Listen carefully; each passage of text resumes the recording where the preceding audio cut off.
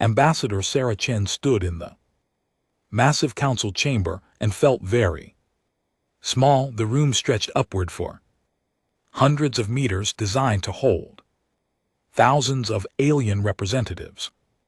Giant screens floated in the air showing the faces of species from across the galaxy. Some had too many eyes, others had none at all. Some breathed methane, others lived in water tanks, but they all had one thing in common: they all looked down on humanity. Your request is denied, said Council Speaker Voron. He was a Calarian with gray skin and 4 arms. His voice came through the translation devices, cold and dismissive. For the 37th time, humanity will not receive full council membership. Sarah kept her face calm, but her hands formed fists at her sides. 50 years. 50 years. Since humans first developed faster than light travel and met the galaxy. 50 years of being treated like children.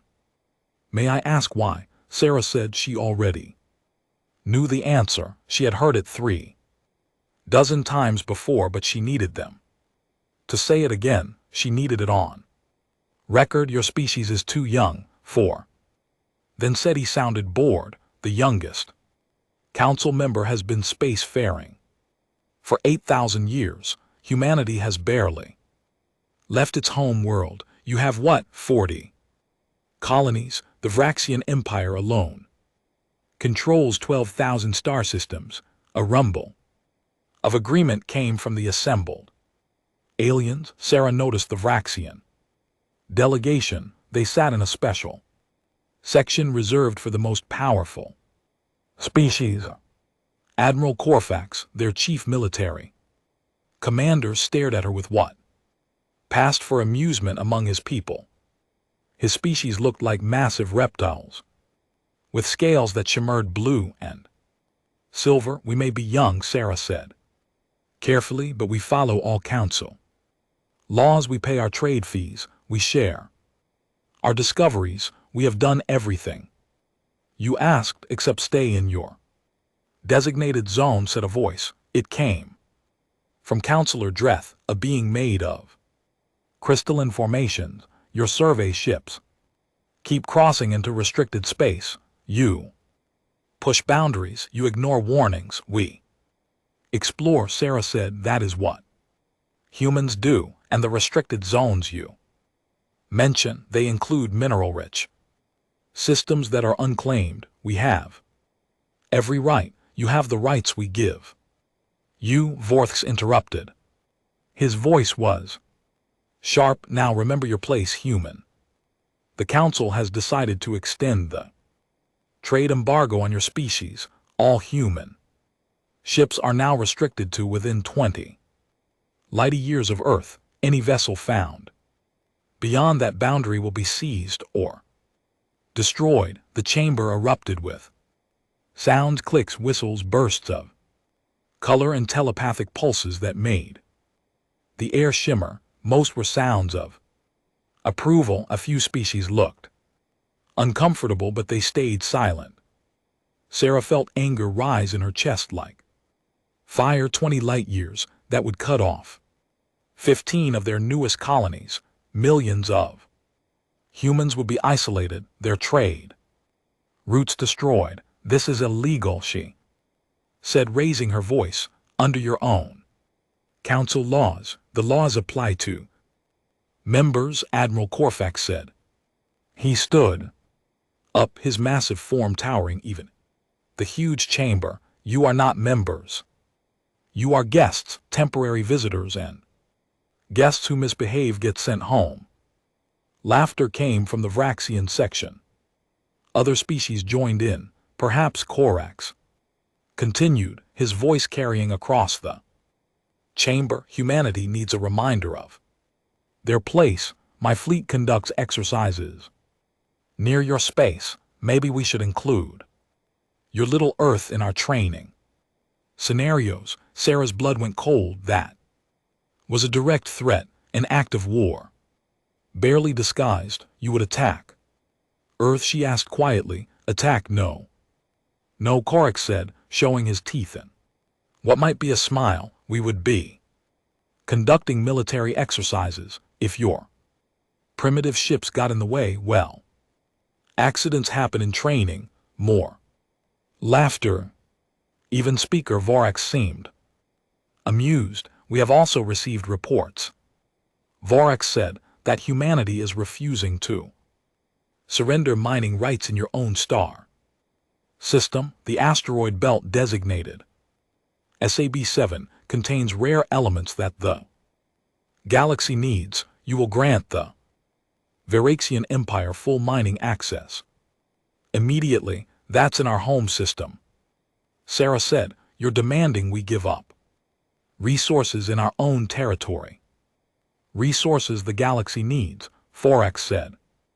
Resources you are too primitive to properly extract. The Varaxian Empire has the technology and knowledge. You should be grateful they are willing to do the work. Sarah took a deep breath. She had her orders from Earth. She knew what to say next, but part of her wished things could be different. She wished these aliens could have chosen peace instead of threats. Then I have no choice, Sarah said. She reached into her jacket and pulled out a small data pad.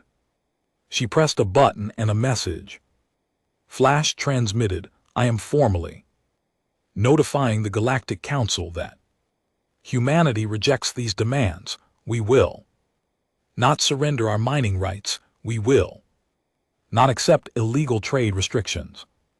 And we will defend ourselves against any military aggression. The chamber went quiet. Are you threatening the council? Orthax asked. He sounded shocked, as if he couldn't believe what he was hearing. No, Sarah said. Her voice was steady. Now I'm delivering a warning. Humanity is done asking for permission. We're done being patient. You've made your choice. Admiral Corfax laughed. It was a deep rumbling sound, a warning from a species that still uses chemical rockets for half their ships, from apes who only learned to leave their planet 300 years ago. He turned to the council. I volunteer my fleet to handle this problem. We will teach these humans proper respect. Speaker Vorax hesitated. For just a moment, Sarah saw it. Some part of him wondered if this was wise. But the moment passed. The council recognizes the Varaxian Empire's right to defend against human aggression. Vorthax said formally, you may proceed with your exercises. If human ships interfere, use appropriate force. Korax bowed, his scales rippling with satisfaction. My fleet departs within the cycle. We will be at Earth within one of their weeks. Sarah gathered her things. She walked toward the exit, her footsteps echoing in the suddenly quiet chamber. At the door she stopped and looked back. Hundreds of alien eyes watched her. Most looked amused, some looked bored, a few looked uncomfortable. You should have given us membership, Sarah said quietly, but the chamber's acoustics carried her voice to every corner. You should have treated us as equals. You had 50 years to make the right choice. And is that another threat? Korax asked, still laughing. Sarah smiled. It was a cold smile, without humor. No, Admiral, that's my resignation. I won't be humanity's ambassador anymore. We won't need one. She touched her communication device. Authorization Chen Alpha 7, confirm. Message received. A voice came through. Tiny and distant. Confirmed, Ambassador. Protocol.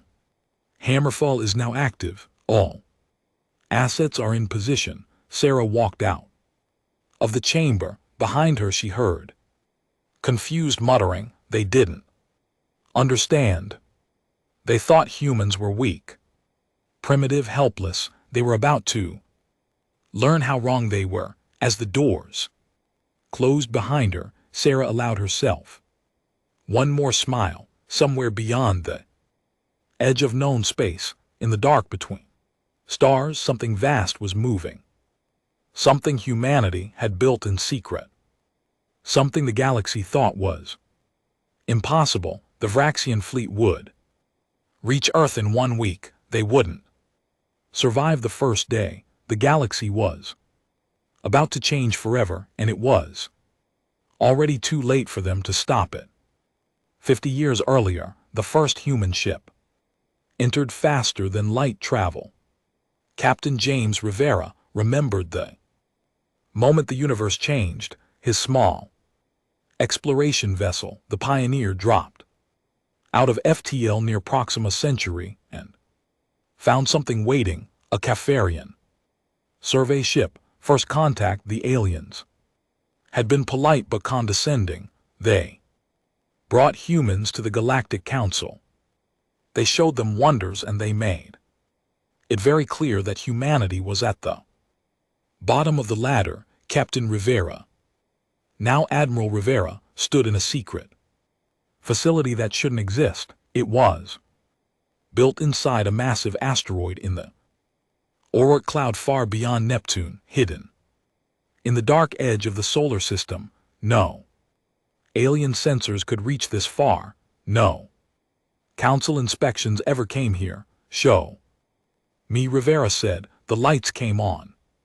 The facility stretched for kilometers in every direction, carved from solid rock and ice, reinforced with materials that didn't exist in nature, and floating in the center, held by gravitational fields, was something that made Rivera's breath catch even after seeing it 100 times. The indomitable will, 15 km long, 5 km wide, a ship so massive that Earth's entire navy could fit inside its hangar base. Its hull was made of metamaterials that could shift their molecular structure, becoming harder than diamond or flowing like liquid.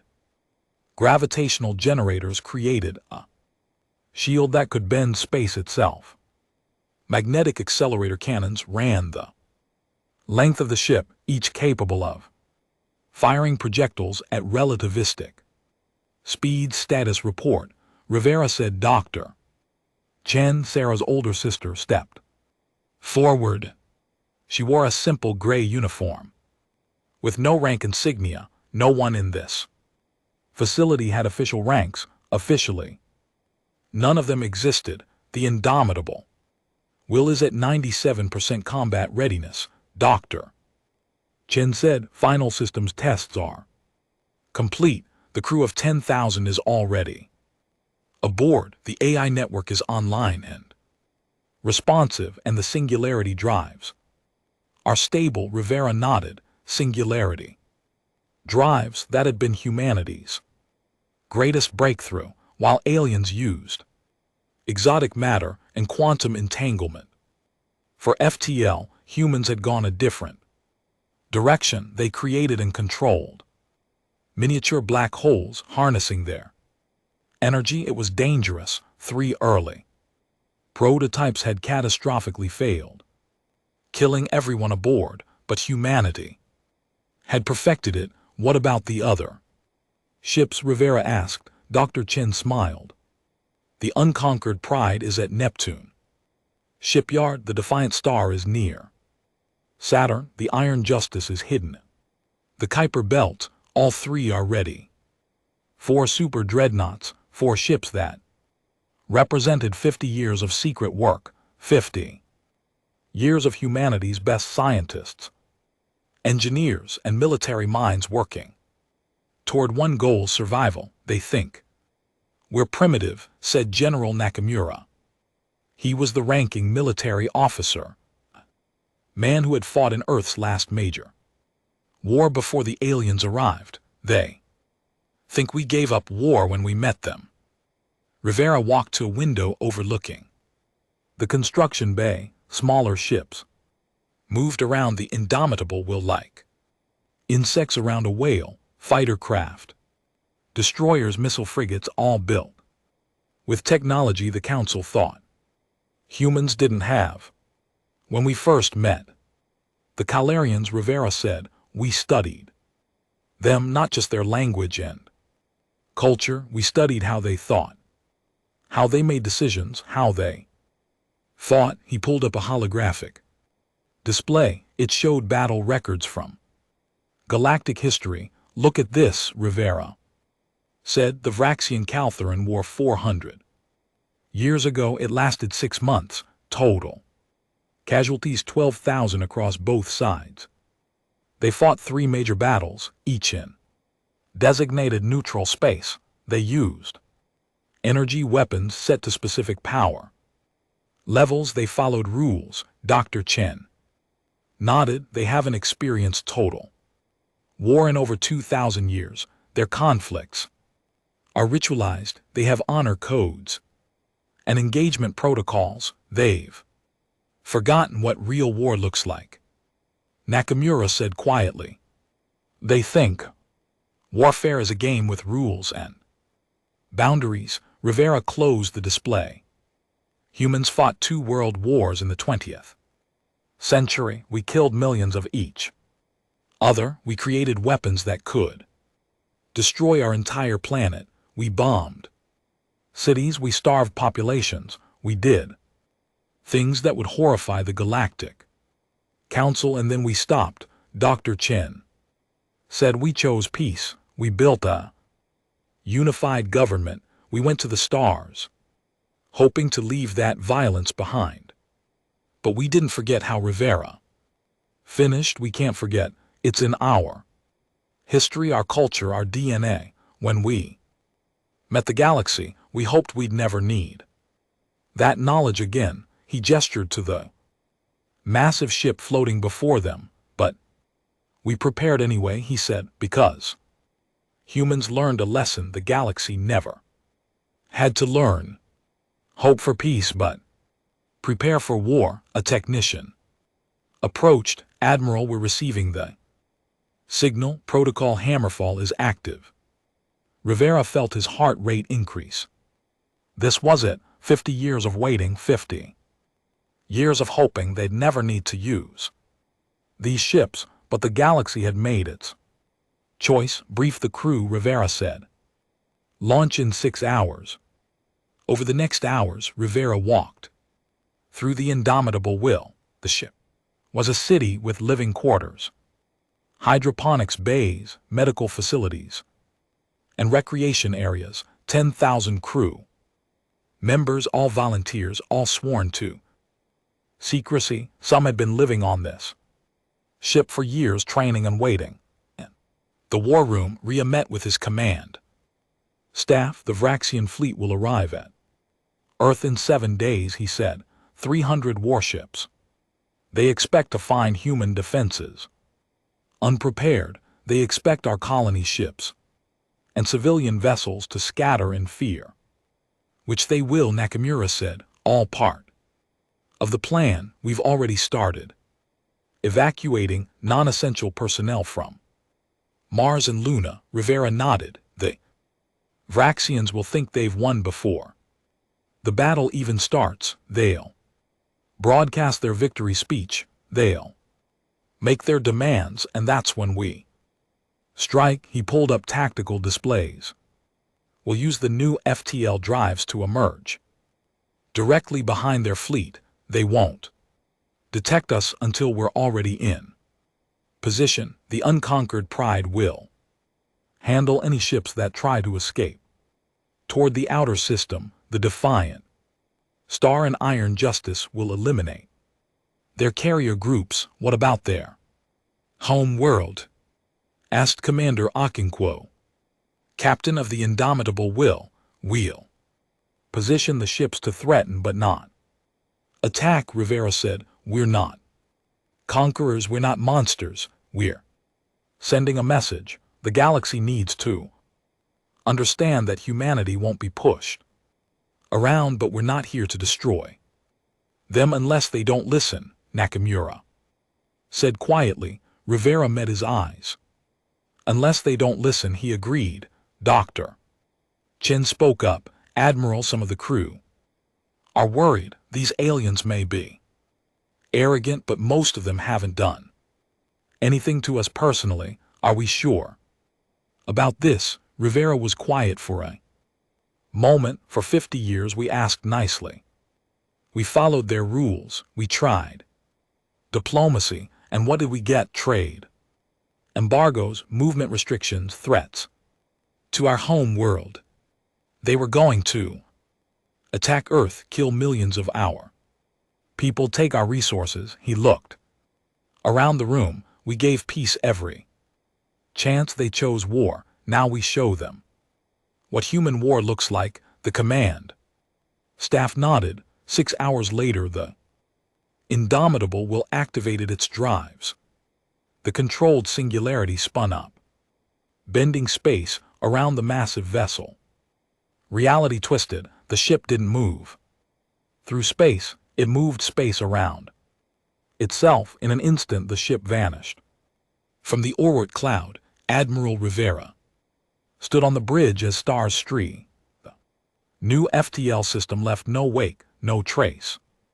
As far as the galaxy knew, humans were still using primitive jump drives. They didn't know about singularity technology. They didn't know about gravitational weapons. They didn't know about combat AI networks. They were about to learn. All ships report ready, Okonkwo said from her command chair. The other 3 dreadnoughts are in position. Excellent, Rivera said. He pulled up a display showing Earth, beautiful blue and white hanging in the darkness. Worth fighting for, worth protecting. Vraxian fleet will arrive in 7 days, he said. Let's make sure they regret it. The crew worked in efficient silence. These weren't glory seekers or warmongers. They were people who understood what was at stake: human freedom, human survival, human dignity. The galaxy had tried to cage humanity to keep them small and controlled. They were about to learn that you can't cage a species that evolved as hunters, that survived ice ages and plagues and wars, that looked at the stars and decided to claim them. The indomitable will in her sisters moved through the darkness, bearing humanity's answer to galactic arrogance. War was coming, and this time it would be fought on human terms. Admiral Korek stood on the command deck of his flagship, the Vengeance of Rixia, and felt supremely confident. Behind his ship, 299 other vessels moved in perfect formation, the pride of the Vraxian Empire, the most powerful war fleet the galaxy, and they were about to crush a species of upstart primates. Exit FTL in 30 seconds, his navigator announced. Korex adjusted his ceremonial armor. He had prepared a speech for the humans. It would be broadcast across the galaxy, showing every species what happened when you defied the Council, when you defied the Vraxian Empire. The universe twisted, stars snapped back into normal space, and there, hanging like a blue jewel in the darkness, was Earth. All ships report successful transition, his tactical officer said. No contacts detected. The system appears undefended. Korax felt disappointed. He had hoped for at least some resistance. A few human ships desperately trying to protect their home world, but his sensors showed nothing except civilian traffic fleeing in panic. Mining stations were being abandoned. Cargo ships scattered in every direction. They run like prey animals, Korex said. Amused, his crew laughed. Begin recording. I will deliver the ultimatum. The communication system activated. His message would be broadcast to Earth and simultaneously transmitted to the Galactic Council. Every species would see this moment. Every species would remember. humans of Earth, Korthax began, his voice deep in. Commanding, I am Admiral Korthax of Devraxian Empire. You have violated Council law. You have rejected lawful demands. You have threatened peace and order. Therefore, your species will now submit to Council authority. You will surrender all military vessels. You will grant mining rights to designated systems. You will accept permanent restrictions on your expansion. You have 1 of your hours to comply, or Admiral. His sensor officer shouted, contact. Massive gravimetric distortion behind the fleet. Korax spun around. What? Where did it come from? Unknown, sir. It just appeared. No FTL signature. No approach detected. It's just there on the main display. Every sensor in the fleet focused on a single point in space. Behind them, the readings didn't make sense. The mass signatures were impossible. Whatever had appeared was bigger than his entire fleet combined. Visual. Korax demanded. The display changed, and Korax felt fear for the first time in his military career. Ship? No, not a ship. A moving fortress. A floating city. Something so massive that his mind struggled to comprehend its scale. It hung in space like a dark mountain, its hull absorbing light, making it look like a hole in space itself. Size estimate, he whispered, 15 km in length. Admiral, the sensor officer said, his voice shaking. 5 km. Beam. Mass readings are off the scale. That thing has its own significant gravitational field. Korax stared. Impossible. Humans were primitive. They use chemical rockets. They barely understood FTL technology. They couldn't build something like this. They couldn't. Multiple launches from the human vessel. His tactical officer screamed, incoming. The Indomitable fired. The magnetic accelerator cannons had been charging since the moment the ship dropped out of FTL. Now they released their fury. Projectiles made of compressed matter accelerated to a significant fraction of light speed. Crossed the distance between ships in heartbeats. The first projectile hit the Vraxian heavy cruiser Dominator. The kinetic energy was so enormous that the ship didn't explode. It simply ceased to exist, converted into a cloud of superheated plasma in micros. Seconds on, the second, third, and fourth projectiles struck in rapid succession. More ships vanished. The Vraxian fleet shields designed to deflect energy weapons did nothing against solid matter moving at relativistic speeds. It was like trying to stop a bullet with a light bulb. Return fire. Korthax roared, all ships engage. The Vraxian fleet responded. Energy weapons capable of vaporizing asteroids lanced through space. Plasma torpedoes launched by the hundreds. Missiles that could crack planets streaked toward the massive human ship and did nothing. Space itself bent around the Indomitable will. The gravitational shields caught energy weapons and redirected them harmlessly into the void.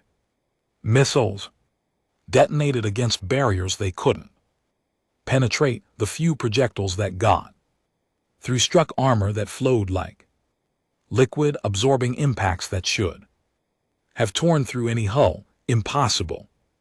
Korax's tactical officer said, their shields shouldn't exist. That technology has been proven theoretically impossible. Another salvo from the Indomitable will. 7 more Vraxian ships died. The human vessel wasn't even moving. It hung in space methodically, destroying targets with mechanical precision. Launch fighters. Korthax ordered swarmed them, overwhelmed their Defenses, thousands of Rixian. Fightercraft poured from carrier ships. They had numerical superiority. They had speed and maneuverability. They would.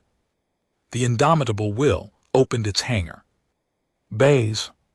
What emerged made Corfax's blood run cold, not fighters, not piloted.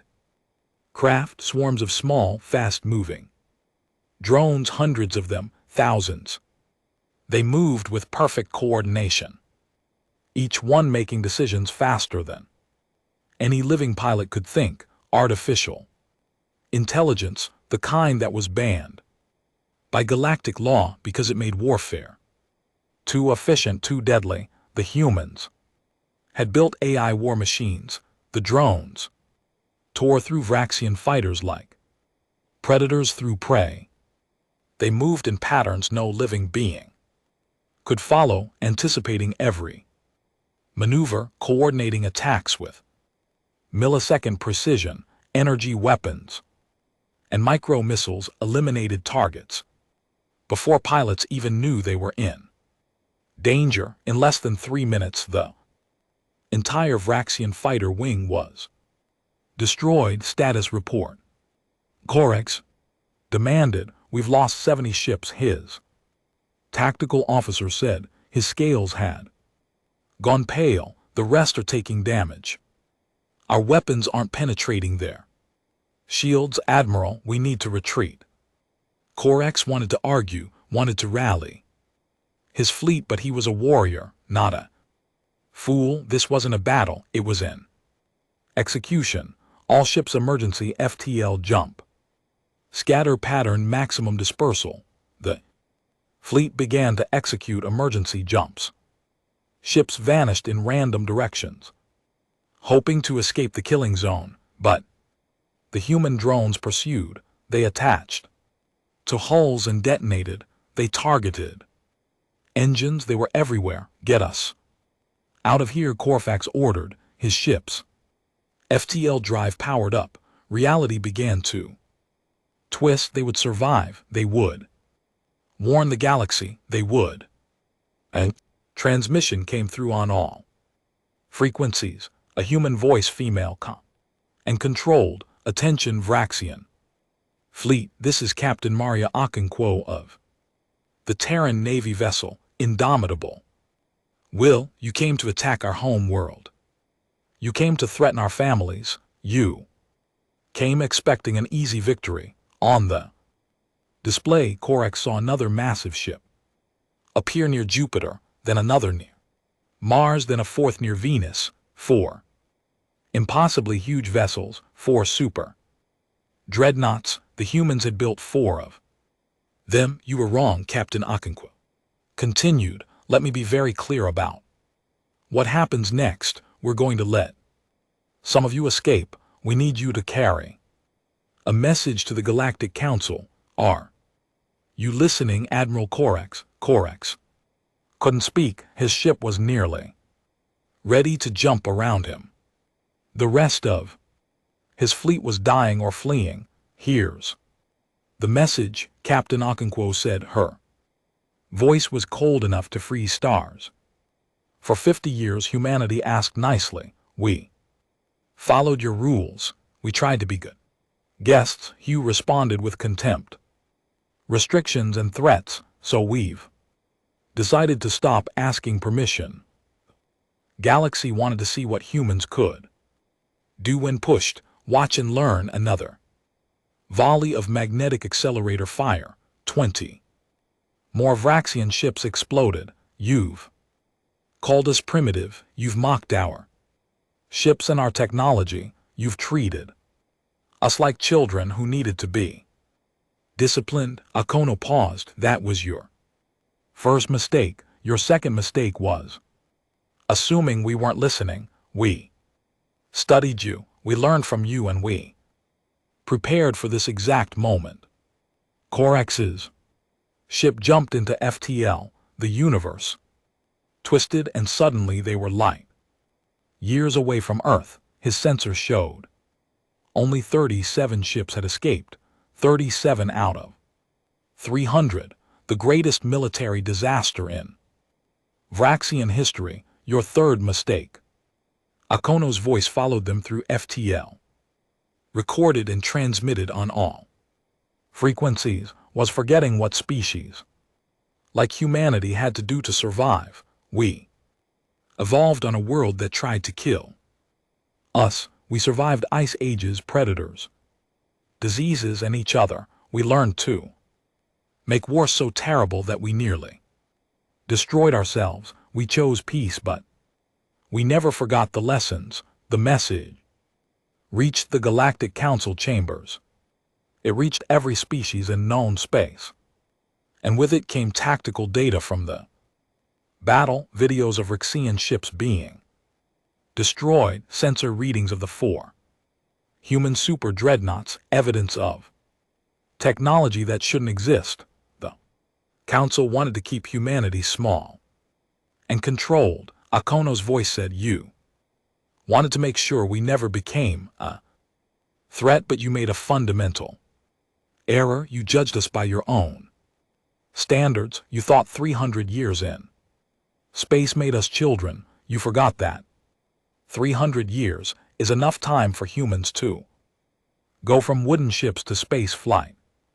Enough time to split the atom, map the genome, and create artificial intelligence across the galaxy. Species that had dismissed humanity as primitive fell silent. You gave us 50 years. We spent every single day of those years preparing for war we hoped would never come, but you forced our hand. You threatened Earth, so now the galaxy will learn a new lesson. The transmission. The Galactic Council emergency session began in chaos and descended into panic. Speaker Vorin tried to maintain order, but his forearms waved frantically as hundreds of delegates shouted, clicked, whistled, and projected emotions of fear. The massive chamber that usually conveyed dignity and ancient authority now felt like a cage full of frightened animals. Order, we must have order. Vortin's amplified voice barely cut through the noise. On the central display, the battle footage played on repeat. The Rixian fleet, pride of the galaxy's strongest military, being systematically destroyed in 8 minutes. The massive human ships appearing from nowhere. Technology that violated known physical laws, weapons that made galactic standard defenses look like toys. Admiral Corfax stood before the council, his scales still pale from shock. They were waiting for us, he said, his voice. It was a trap. They let us come. They let us feel confident. Then they appeared and enslaughtered us. How many ships did you lose? Asked Counselor Dreth. 263, Corfax said. Each word seemed to pain him. Destroyed completely. No survivors. 37 escaped. My fleet of 300 reduced to a fraction in minutes. The council chamber went silent. 263 warships, each one representing decades of construction and millions of credits, each crewed by hundreds of Rixians, all gone. The humans have 4 of those super ships. Someone said, what if there are more? Before anyone could answer, all the displays went dark. The council's communication systems activated without authorization, and a face appeared on every screen. Sarah Chen, former human ambassador. She looked different now. She wore a military uniform. Her expression was hard. Greetings, Galactic Council, she said. I wanted to inform you of some developments. In the last hour, humanity has repositioned assets. I thought you'd like to know where. A star map appeared. The council members leaned forward, dreading what they would see. Red markers appeared at 4 locations, one near Earth, obviously, but the other 3 made several delegates gasp. The Vraxian home World Council Station, and the Galactic Trade Hub.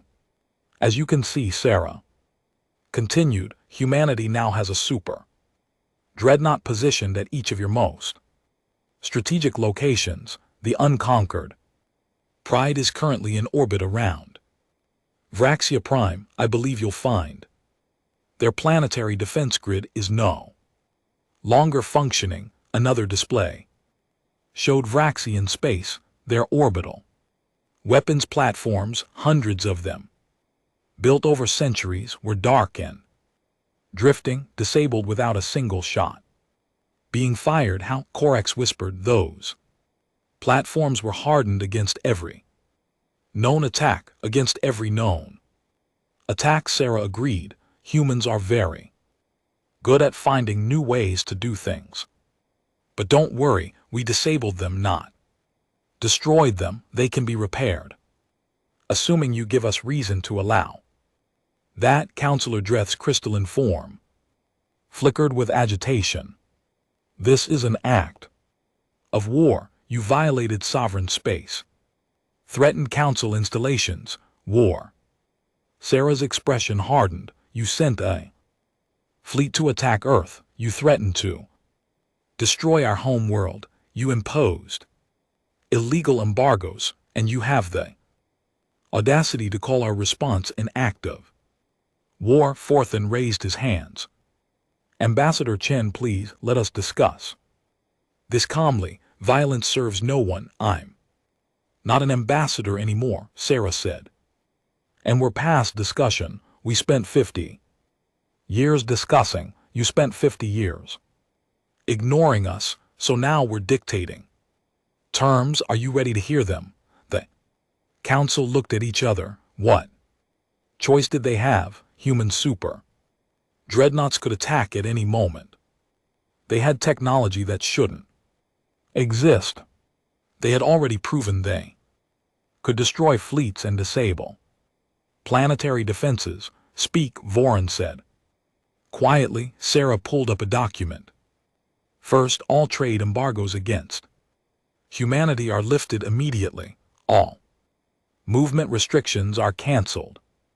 Humans have free passage through all council space. That's reasonable.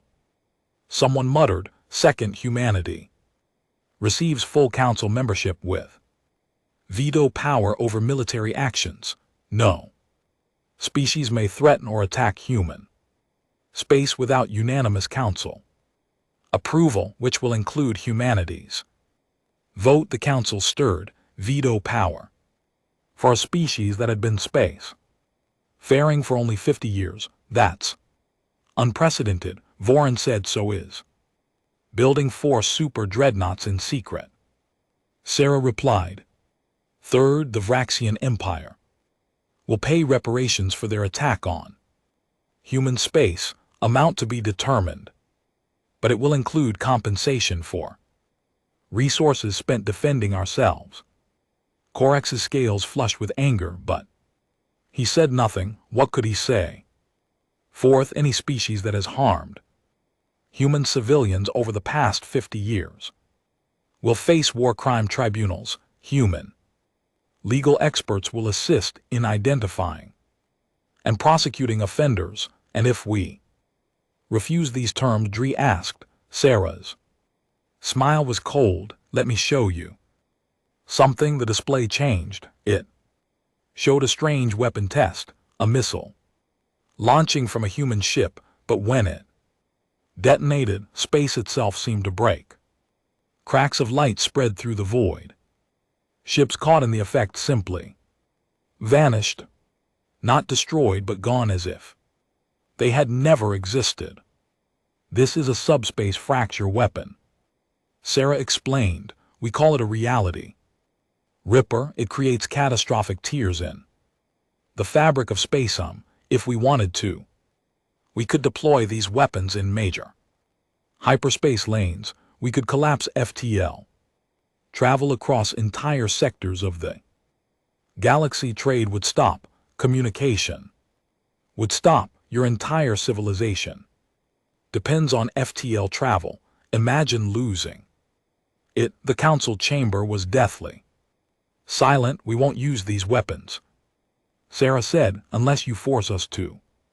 Humanity doesn't want to be conquerors. We don't want to rule the galaxy, we just want to be left alone to live our lives and explore space freely." Is that really too much to ask? Over the next hours the council debated. Some species wanted to fight the Vraxians despite their defeat, spoke of honor and revenge. A few warrior cultures agreed, but others were more practical. Calarians ran calculations, the Terran collective did probability analyses. The crystal beings consulted their ancient databases. Every analysis reached the same conclusion: humanity couldn't be defeated with current galactic technology. At best, the galaxy might achieve a stalemate after years of devastating war. At worst, humans would systematically destroy everything, and then intelligence reports came in that changed everything. "We've detected 8 more construction facilities," a Calor intelligence officer reported, "hidden throughout human space, asteroid bases, like the one where they built the first 4 ships. Some are still building, we estimate." He paused, checking his data. "We estimate humanity may have as many as 16 super dreadnoughts within 5 years, maybe more." 16. The number hung in the air like a death sentence. "How?" someone asked. "How did they hide this from us?" "We weren't looking," the officer admitted. "We thought they were primitive. We didn't believe they could challenge us, so we didn't monitor them seriously, and they were very, very careful. Every suspicious activity had a cover story. Every secret shipyard was disguised as a mining operation or research station. They planned this from the beginning," Borthon said slowly. "From the moment they met us, they were preparing for war. Can you blame them?" an unexpected voice asked. It came from one of the younger species, the Delphians, who had only been on the council for 1,000 years. "We treated them terribly. We restricted them, mocked them, threatened them. What did we expect? That they just accept it forever? They're dangerous," Corfax argued. "Today they threaten us. Tomorrow they'll conquer us. We threatened them first," the Delphian delegate said. "You literally took a fleet to their home world to attack them. They defended themselves. How was that wrong?" The debate raged for hours, but slowly, reluctantly, the council came to a consensus. They would vote on humanity's demands. The vote was called.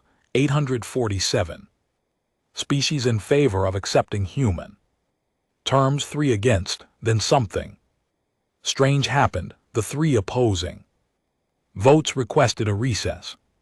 Private meetings were held, and when the council reconvened an hour later, all 3 changed their votes to yes. Rumors spread quickly. The 3 delegates had received visitors, not official human ambassadors, just quiet individuals who had polite conversations about how vulnerable their home worlds were, about how easy it would be for accidents to happen, about how humanity really truly hoped they could all be friends. The vote was now unanimous. Sarah Chen appeared on the displays again.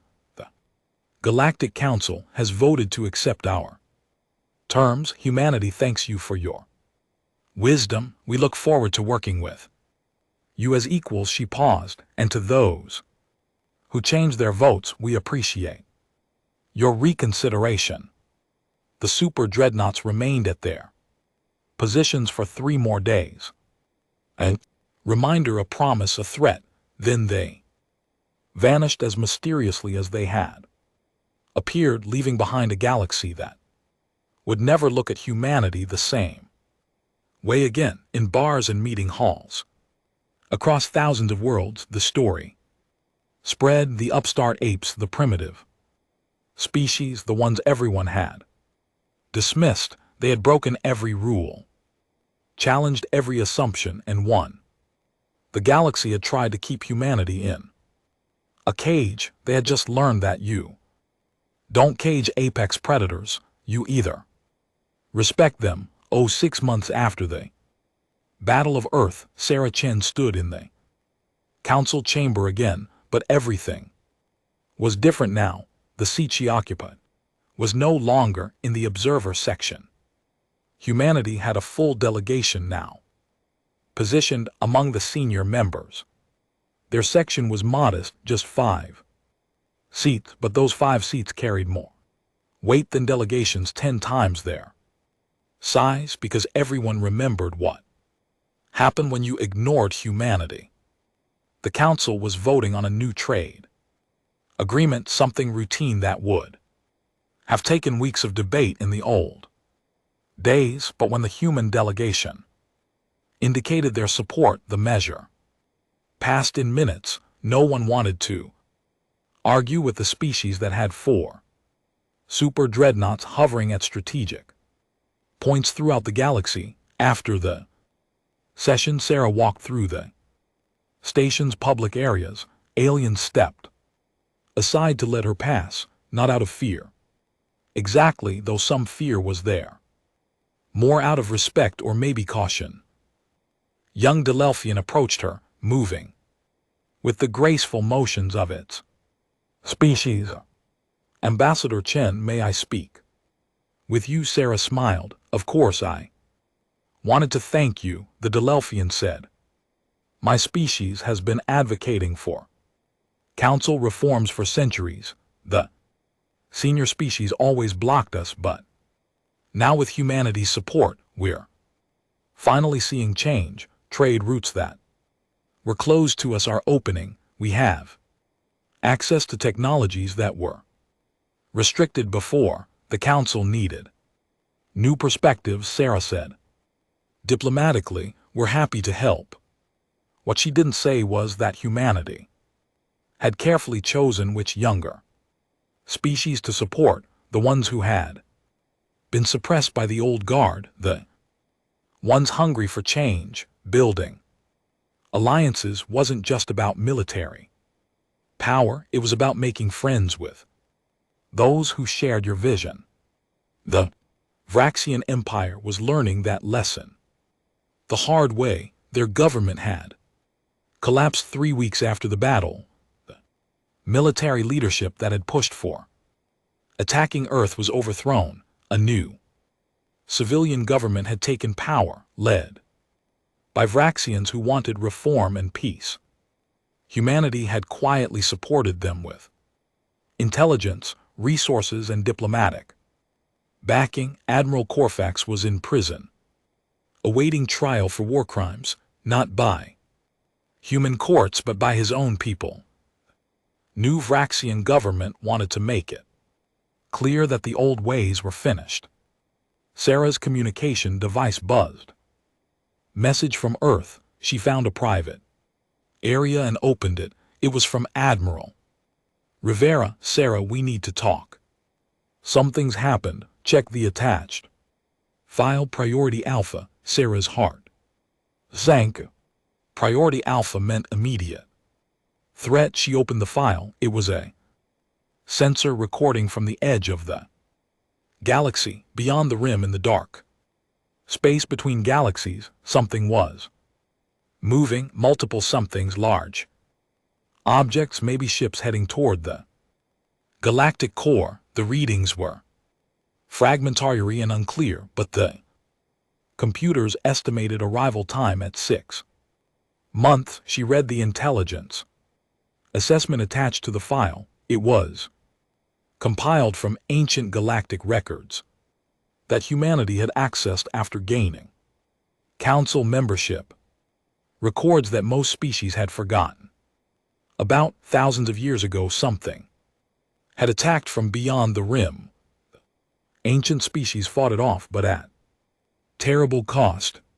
They had built the Galactic Council partly as a defense, packed a way to coordinate against external threats, but over time, as the threat never returned, the Council had become political, bureaucratic, soft. And now the threat was coming back.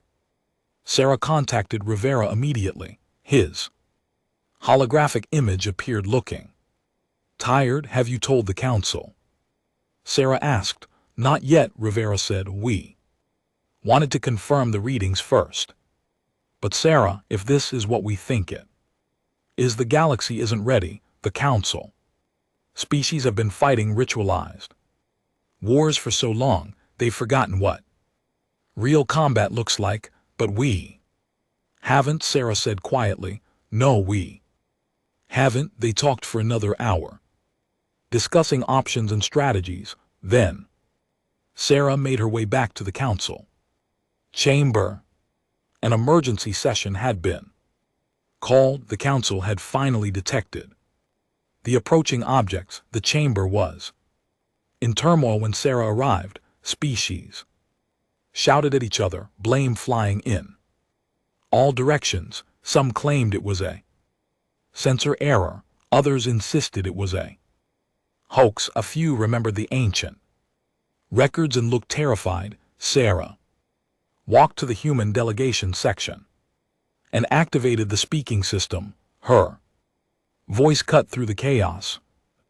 Galactic Council will come to order. Something in her tone made everyone stop. Maybe it was confidence, maybe it was authority, or maybe it was the reminder that humanity had military power that dwarfed anything else in the galaxy. The threat is real, Sarah said. Our long-range sensors have confirmed it.